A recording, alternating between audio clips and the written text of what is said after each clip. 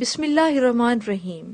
اس video میں آج ہم غور کریں گے کہ کیسا پیشہ کس کے لیے ضروری ہے۔ آپ کے صحیح پیشے کا انتخاب آپ کی زندگی کو بنا بھی سکتا ہے اور اسے تباہ بھی کر سکتا ہے۔ چنانچہ ایسے پیشے کا انتخاب کریں جو کہ آپ کا پسندیدہ ہو۔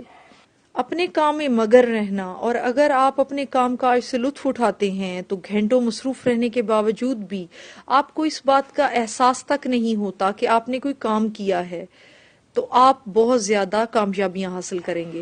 امریکہ کی صنعتی زندگی میں انقلاب لانے والے تھامس ایڈیسن اپنی لیبارٹری میں ہی کھانا کھاتے اور سو جاتے تھے۔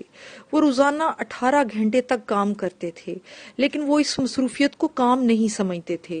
ان کا کہنا تھا کہ میں نے زندگی میں ایک دن بھی کام نہیں کیا، یہ سب کھیل اور تفریح تھی۔ اسی لیے تو اتنی زیادہ انہوں نے شاندار کامیابیاں حاصل کیں۔ بڑے افسوس کی بات ہے کہ بے شمار نوجوانوں کو یہ بات معلوم ہی نہیں ہوتی کہ انہیں زندگی میں کرنا کیا ہے، اور اس شخص کی حالت تو بے حد قابل رحم ہے جس کو اپنے کام کی تنخواہ کے علاوہ کچھ حاصل نہ ہو، یعنی اسے اپنے ملازمت میں کوئی دلچسپی نہ ہو۔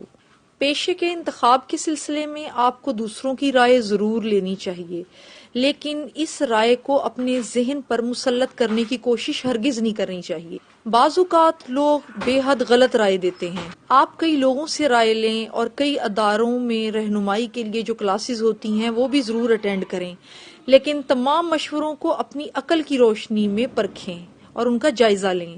لازمی بات یہ ہے کہ جو شخص جس کام کے سپرد ہو وہ اس کام کو ضروری بھی سمجھتا ہو۔ جب کوئی انسان یہ محسوس کرے کہ اسے اپنے کام میں دلچسپی نہیں ہے، یا اس کے دل میں خیال آئے کہ وہ اپنی صلاحیتیں اس کام میں ضائع کر رہا ہے، تو سمجھ لیں کہ اس میں نفسیاتی بیماریوں کا آغاز شروع ہو چکا ہے۔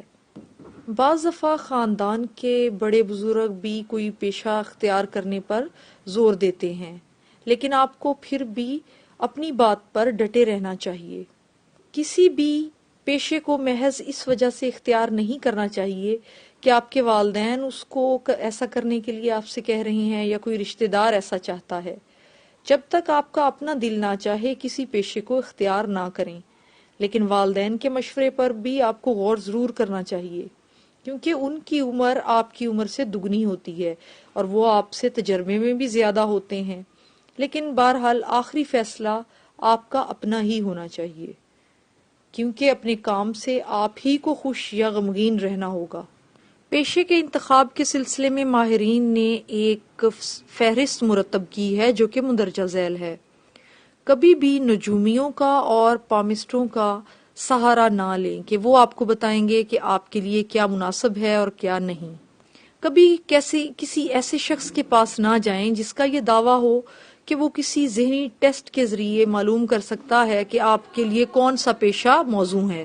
نمبر 3، وہ کاروبار اور پیشے جن میں بہت زیادہ لوگ ہوں، اس میں آپ کو ان سے تو دور ہی رہنا چاہیے، جو بہت جلد آپ کو شہرت کی بلندیوں پر پہنچا دیتے ہیں۔ سوچ سمجھ کر ہی وہاں قدم رکھیں، جیسا کہ اداکاری، صحافت اور وکالت وغیرہ۔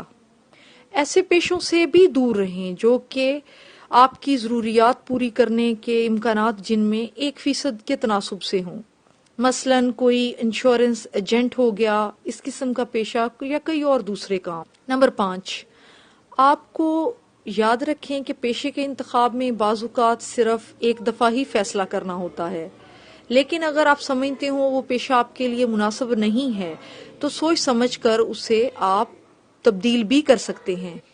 ایسے لوگوں سے ملیں جو کہ اس پیشے میں 10 سے 20 سال بلکہ 40 سال گزار چکے ہوں اور انہیں کافی تجربہ ہو۔ ان سے سیکھیں کہ اس پیشے کے نشیب و فراز کیا ہیں۔ اپنے آپ سے سوالات ضرور کریں۔ پیشے کے انتخاب سے پہلے یہ بہت ضروری ہوتا ہے۔ آپ میں کوئی ایسی خاص بات ہے جو کہ دوسرے میں نہیں ہے؟ کیا آپ اس پیشے میں زیادہ ترقی کر پائیں گے یا نہیں؟ آپ کو کس قسم کی مشکلات کا سامنا کرنا پڑ سکتا ہے؟ کیا آپ کو دوبارہ چانس دیا جائے تو آپ یہی پیشہ اختیار کرنا چاہیں گے؟ وغیرہ وغیرہ۔ یقیناً یہ سوالات آپ کی کسی بھی پیشے کو انتخاب کرنے میں آپ کی رہنمائی کریں گے، لیکن پیشہ کوئی بھی اختیار کریں اس کے لیے تعلیم بے حد ضروری ہے۔ تعلیم کے ساتھ ساتھ ہنر بھی ہونا چاہیے۔ اس کے بعد اپنی صلاحیتوں پر بھروسہ کر کے اللہ تعالیٰ کے نام لے کر وہ پیشہ اختیار کر لیں، آپ یقیناً ناکام نہیں ہوں گے۔